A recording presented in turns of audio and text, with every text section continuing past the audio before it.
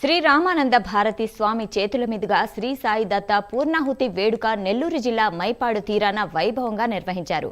ఈ కార్యక్రమంలో ఎమ్మెల్యే వేమిరెడ్డి ప్రశాంతిరెడ్డి ముఖ్య అతిథిగా పాల్గొన్నారు. సద్గురువుల వద్ద పూర్ణాహుతి జరుపుకోవడం సంతోషంగా ఉందని ఎమ్మెల్యే అన్నారు.